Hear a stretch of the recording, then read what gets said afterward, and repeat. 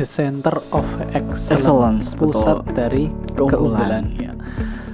Kita mungkin terkadang menganggap pesantren itu sebagai tempat yang ya seperti itu aja ya. Padahal Betul. bagi teman-teman yang mungkin belum pernah menjalani kehidupan pesantren itu tidak seperti apa yang dibayangkan ya Mas. Betul. Tak hanya mengaji, tapi juga menginspirasi sesama santri. Kenapa pilih pondok gitu kan daripada pilihan-pilihan lain seperti kos ataupun yang sebagainya gitu kan. Itu menggambarkan bahwasanya Islam itu mengikuti kemajuan yang ada gitu kan, bukan hanya stuck di situ-situ juga gitu. Bahwa pesantren itu tempat yang membawa pesan yang mengikuti tren gitu ya. Betul. Ya, pesantren membawa pesan yang mengikuti tren. Oke. Santri itu nggak hanya bisa ngaji, terus juga hanya sekedar pakai sarung, pakai peci dan sebagainya gitu.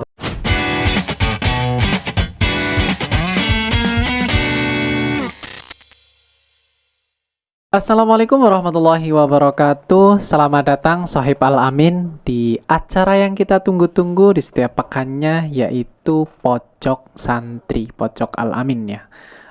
Yang mana pada acara ini kita itu membahas cerita-cerita inspiratif dan segala macam informasi yang ada di Pondok Al-Amin tercinta, tidak hanya di Al-Amin Pabuaran, Grendeng, dan juga Purwanegara. Pada edisi kali ini kita akan membahas suatu episode yang cukup menarik. Tema kita kali ini adalah tak hanya mengaji, tapi juga menginspirasi sesama santri. Kita sapa dulu narasumber kita, Mas Munawir Sadali. Bagaimana kabar Mas Munawir Sadali? Alhamdulillah baik. Ya, mungkin kita bisa sapa teman-teman dari Pojok Al-Amin dulu. Ya, boleh perkenalkan diri Mas Munawir? Baik, perkenalkan buat Sobat Al-Amin, saya Munawir Sadali. Saya santri Al-Amin angkatan 2021. Ya, mungkin sebagai permulaan kita ingin kenal lebih dalam dulu dong, nggak cuma nama dan juga angkatan. Kita pengen tahu background dari Mas Munawir sendiri, mungkin asalnya dari mana gitu. Oke. Mungkin kalau untuk asal, saya dari Jawa Barat ya. Jawa Barat. Betul. Sunda. Jawa Barat, Sunda. Tepatnya di Ciamis, di Kabupaten Ciamis. Asalnya dari Kabupaten Ciamis. Oke. Mungkin boleh diceritakan dulu Mas Munawir. Awal mula Mas Munawir itu masuk ke pondok itu gimana?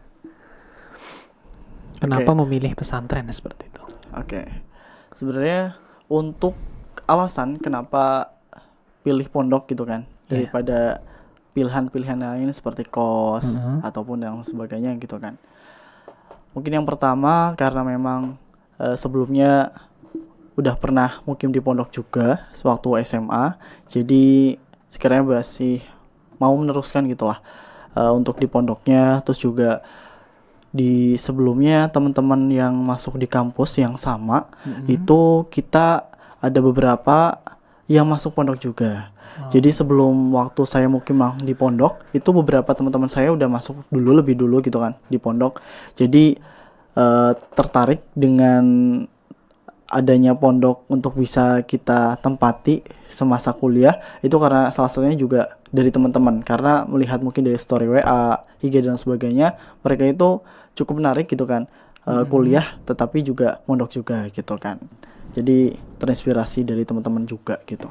Oke, terinspirasi dari teman-teman ya. Tapi kalau menurut saya ya, terinspirasi dari teman-teman aja itu nggak cukup gitu. Tentunya kan ada pandangan atau cara pandang dari Mas Munawir sendiri yang mengubah gitu ya kan, menjadi alasan kenapa Mas Munawir memilih di pondok juga gitu. Mungkin boleh disampaikan kenapa Mas Munawir itu lebih memilih di pondok daripada kalau kita ya seumuran kita itu kan terkadang ingin rasanya bebas gitu, sedangkan di pondok itu kan terikat aturan gitu. Kenapa sih Mas Munawir lebih memilih pondok seperti itu? Baik, kenapa sih masih mau meneruskan pondok juga gitu kan ya? Kenapa pilih pondok juga? Sebenarnya pondok itu bukan hanya sekedar tempat untuk ngaji, yang mana itu terbatas dengan segala aktivitas gitu kan, yang kita keluar nggak bisa ataupun kita nggak bisa aktif di luar dan sebagainya. Sebenarnya itu pantangan yang salah, tergantung dari kitanya menyikapi hal tersebut gitu kan.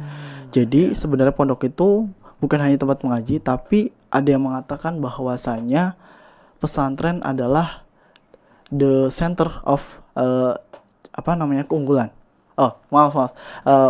Pesantren adalah the center of excellence gitu kan. Jadi Center of pesantren excellence. itu adalah pusat dari keunggulan, Wah. di mana pesantren itu bukan hanya mengajarkan sekedar ngaji kitab dan sebagainya gitu kan. Mungkin yang mereka tahu ya tentang itu gitu kan, berpeci, pakai betul. sarung dan sebagainya gitu kan.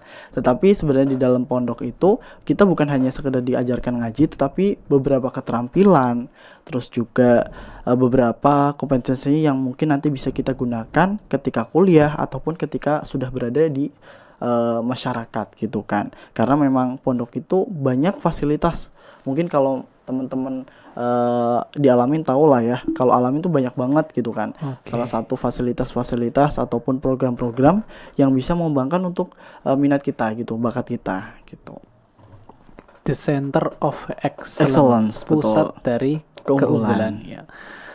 Kita mungkin terkadang menganggap pesantren itu sebagai tempat yang ya seperti itu aja ya. Padahal Betul. bagi teman-teman yang mungkin belum pernah menjalani kehidupan di pesantren itu tidak seperti apa yang dibayangkan ya Mas Betul, Munawir. betul. Mungkin Mas Munawir boleh deh ceritain gitu. Apa sih ya maksudnya? Contoh the center of excellence yang ada di Al-Amin itu seperti apa gitu? Mungkin ini yang sedang kita jalani juga ya. Ya. Bentuk dari digitalisasi yang mana pesantren itu memiliki media Oke. untuk mungkin berdakwah. Heeh. Dakwah hanya sekedar bilisan gitu Iya, kan. tidak. Tetapi juga bisa lewat media, digitalisasi gitu kan. Yang mana mungkin itu menggambarkan bahwasanya Islam itu mengikuti kemajuan yang ada gitu kan. Bukan hanya stuck di situ-situ juga gitu. Oke. Mungkin bisa juga kita sebut seperti yang banyak dikatakan masyarakat ya, bahwa pesantren itu tempat yang membawa pesan yang mengikuti tren gitu ya. Betul. Iya, pesantren membawa pesan yang mengikuti tren. Oke. Mungkin dari Mas Munawir sendiri ya. Dengar-dengar nih Mas Munawir ini dari banyak santri Al-Amin itu salah satu santri yang cukup menginspirasi. Waduh. Tidak hanya di lingkungan pesantren saja, tetapi juga di luar sana di kampus, mungkin di masyarakat juga. Nah, kesibukan Mas Munawir sendiri itu apa aja sih? Mungkin untuk saat ini dan kemarin-kemarin gitu ya. Iya. Mungkin yang pertama khususnya kita di pondok gitu kan, mengikuti kegiatan-kegiatan yang ada di pondok, terus juga kegiatan kampus ya sebagai kewajiban yang mana kayak kita udah jadi mahasiswa juga gitu kan, menjalani juga. Ya mungkin selain itu aktif di luar, baik di kampus ataupun di pesantren gitu kan. Baik di pesantren itu mengikuti kegiatan yang bukan hanya sekedar yang bersifat wajib, tapi mungkin yang bersifat bagi teman-teman Al-Amin yang mau, dan juga mungkin kalau di kampus juga di luar dari perkuliahan gitu sih. Berarti memang Mas Munawir ini bisa dikatakan sebagai seorang aktivis gitu ya. Wah, Aktivis kampus dan aktivis pondok juga gitu. Boleh deh, pertama kita dari pondok dulu. Pengabdian atau aktivitas pertama Mas Munawir di organisasi pondok itu sebagai apa? kalau untuk organisasi pondok sendiri ya, kalau yang di internal itu dulu saya masuk menjadi pengurus tahun 2022. Itu pertama kali. Pertama kali. Ya, tapi kalau untuk yang di luar tapi masih dalam lingkup pondok juga gitu kan. Itu dulu mungkin pertama kali first time-nya itu adalah diajak untuk ngajar di TPQ gitu kan. Oke, Nah, jadi di itu TPQ. pertama kali, dan itu waktu seminggu di pondok langsung diajak Baru seminggu gitu betul, ya? tanpa ada omongan kita mau ngapain. Tanpa Kayak gitu kan. ada rencana sama sekali Betul, teman-teman. gitu kan. Seminggu, baru datang seminggu langsung diajak tanpa adanya obrolan sama sekali Betul. gitu ya. Ya. Rasanya gimana tuh pertama kali diajak? Ya, karena memang waktu itu ajakannya dari kakak tingkat yang ada di pondok bahasanya Iya, gitu kan, yang udah lama di pondok, kakang-kakang yang lama gitu kan, dan diajak, ayo ikut aja gitu kan. Ikut aja, oke. Dan tahu-tahu Kelas waktu gitu itu, ya. tahu-tahu waktu itu langsung kita bertemu sama wali santri Santri. TPQ-nya langsung, karena momen Langsung waktu wali itu tuh santri langsung TPQ, Masya Allah. pada saat pembagian rapot akhir ujian. Jadi langsung Akhir dikenalin, perkenalan sama wali santri dan juga santri-santrinya. Dan ya waktu itu kaget juga gitu kan, karena Oke. memang dari pribadi gak ada basic jadi pengajar gitu kan dan sebagainya gitu. pertama kali berangkat ke TPQ langsung dikenalkan kepada wali santri seperti itu ya. Kalau boleh tahu TPQ mana ini? Barangkali santri-santrinya mau disapa. Ya, kalau Iya. saya dari TPQ Kedung Malang, Nurul Huda. TPQ Nurul Huda Kedung Malang ya. Barangkali dari teman-teman santri Al-Amin yang mengajar bersama dengan Mas Munawir di TPQ Nurul Huda melihat acara ini ya, bisa diceritakan apakah ini Mas Munawir benar-benar mengatakan sejujur-jujurnya atau memang beliau ini ada sedikit cerita-cerita yang dibuat-buat gitu ya teman-teman. Ya, mungkin nggak apa-apa, bisa divalidasi dari teman-teman Oke.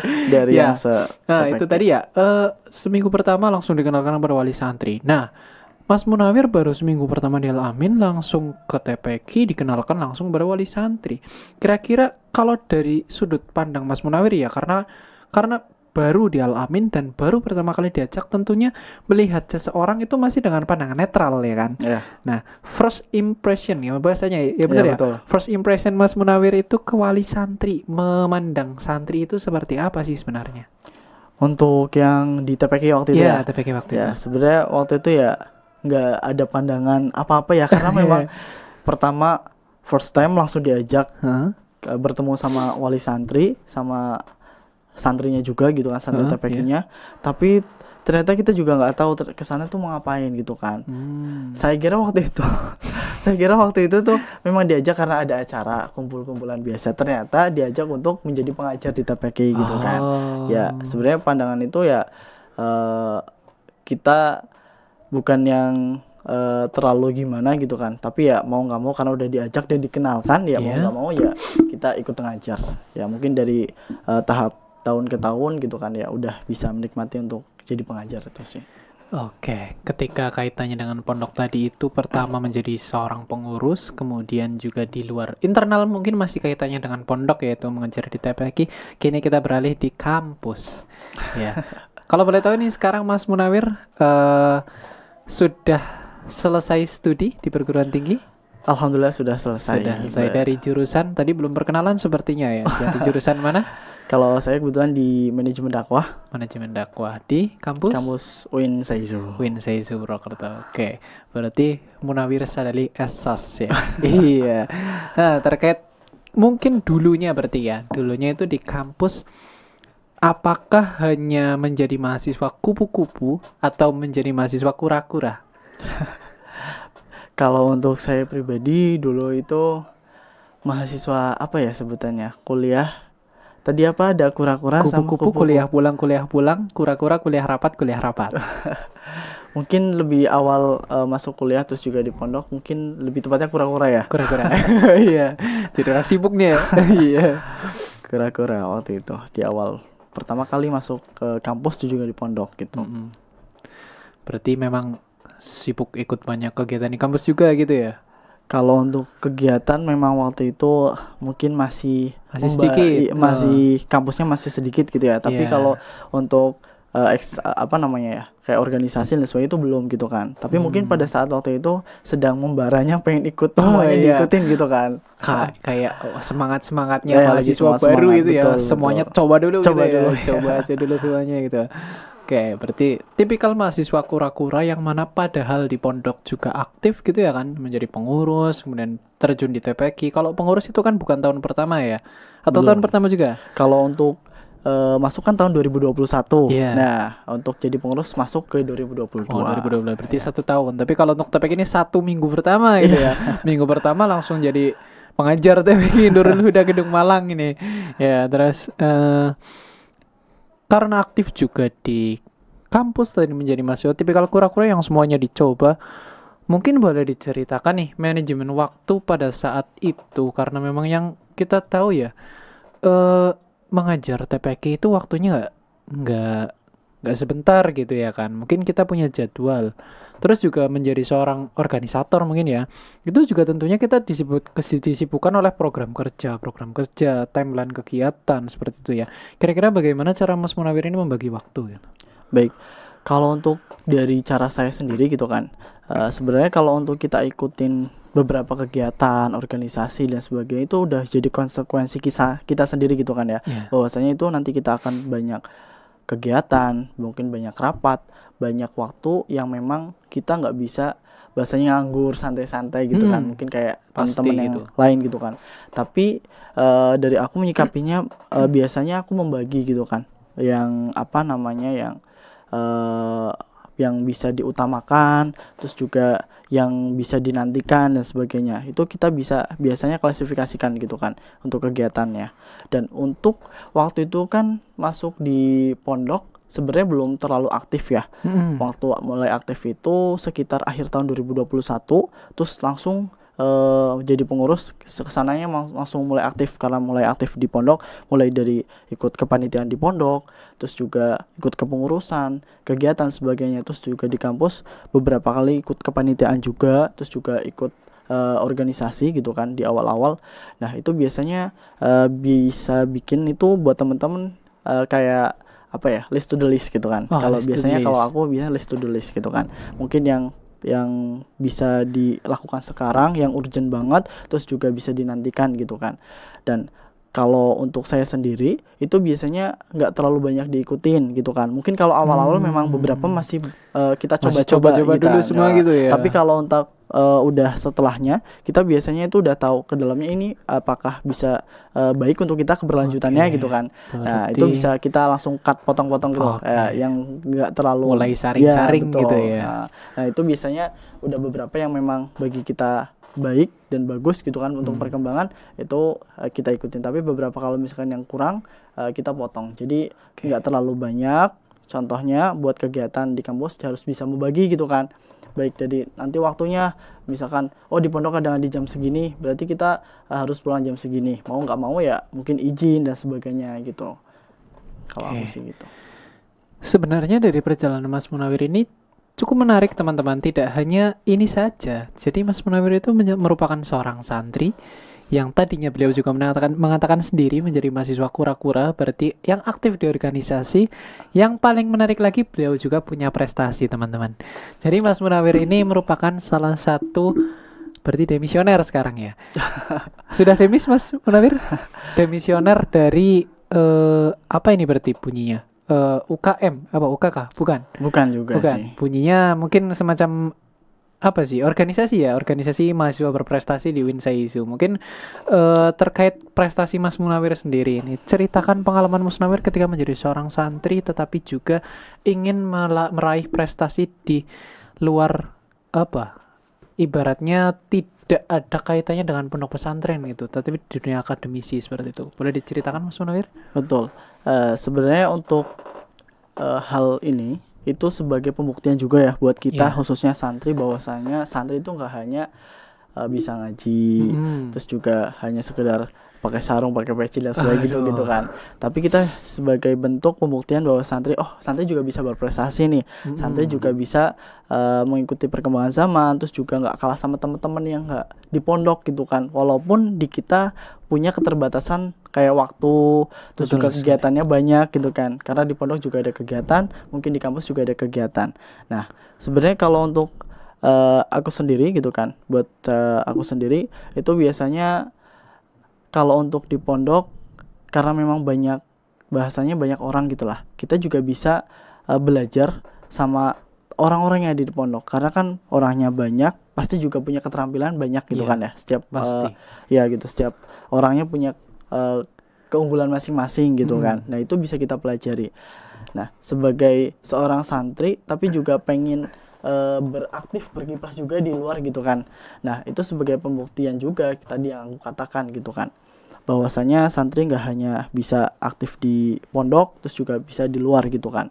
Nah itu sebagai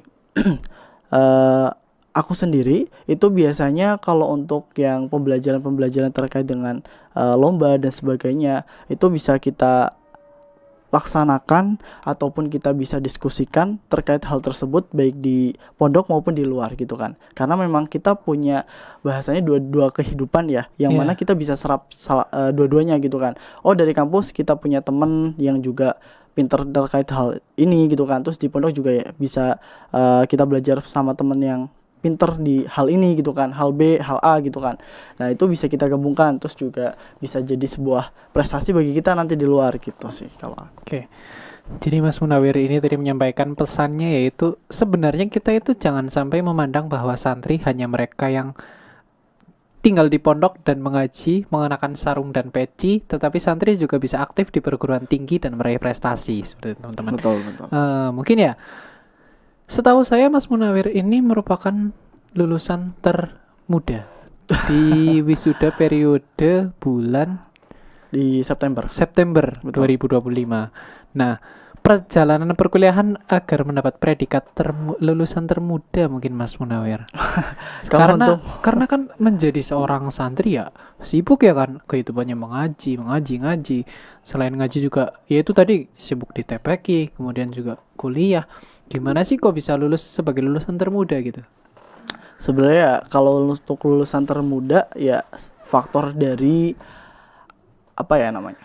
Dari sebelumnya gitu kan kita masuk memang karena usianya sudah lebih muda dari teman-teman yang lain gitu ya. Mungkin lebih kepada lulus tepat waktu gitu kan. Lulus tepat waktu ya. Lulus tepat waktu. Sebenarnya kalau kita harus punya tujuan gitu kan. Karena udah jadi kewajiban kita udah masuk nih ke perguruan tinggi, kita juga harus punya tujuan, terus juga apa ya namanya?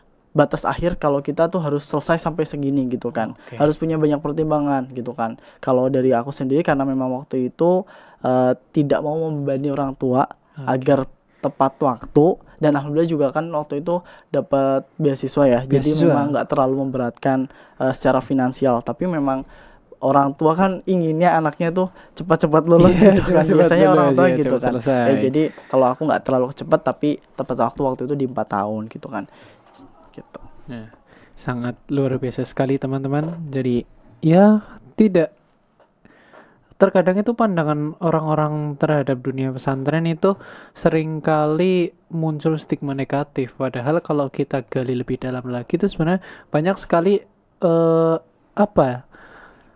motivasi-motivasi yang terdapat di dunia pesantren. Contohnya Mas Munawir Sadali sendiri. Beliau ini selain santri, aktif di organisasi, mengabdi, dan banyak prestasi, dan lulus juga bisa lulus tepat waktu ya teman, tepat waktu di perguruan tinggi ini. Jadi memang kalau kita bisa benar-benar mendalami apa yang ada di dunia pesantren gitu ya, kita benar-benar belajar, tidak hanya sekedar dengar-dengar saja.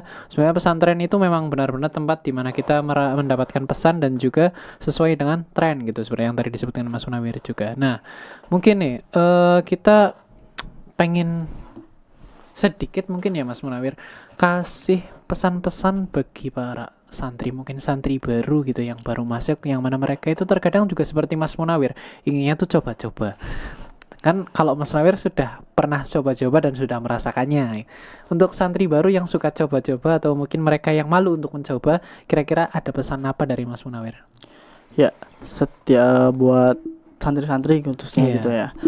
Kita itu di pondok sebuah privilege gitu kan. Bahwasanya nggak semua orang itu bisa berada di pondok. Mungkin karena ada beberapa orang yang kepengen, tapi ternyata keterbatasan dari dukungan orang tua atau finansial dan sebagainya. Padahal di pondok itu banyak fasilitas yang bisa mengembangkan kita gitu. Mungkin khususnya di Alamin itu sangat banyak gitu kan. Mungkin dari media nih, mungkin ada Kominfo gitu kan. Di pengajaran kita ada TPQ, beberapa TPQ kan masih terafiliasi sama di pondok ya gitu kan. Terus juga mungkin secara komunikasi, secara jadi organisator dan sebagainya, itu di Alamin banyak ada organisasi baik pengurus maupun di badan independen gitu kan. Ataupun sekedar kayak public speaking. Di pondok kan biasanya banyak acara nih. Nah, dulu juga waktu saya pertama kali masuk di pondok belum yang terlalu apa ya namanya, ketika berbicara sepede ini gitu kan, belum se-confident ini gitu kan, masih introvert. Masih introvert gitu masih malu-malu gitu kan ya, masih grogi. Tapi ternyata di pondok tuh banyak kayak kesempatan untuk bisa dicoba gitu kan, yang mana di pondok ini nggak hanya sekedar cuma bisa ngaji, tapi bisa gali-gali yang lain misalnya gitu kan. Di pondok ada kepanitiaan, banyak kegiatan, acara, itu bisa misalkan jadi MC, bisa jadi host dan sebagainya, bisa gitu terlihat kan. di muka umum gitu ya.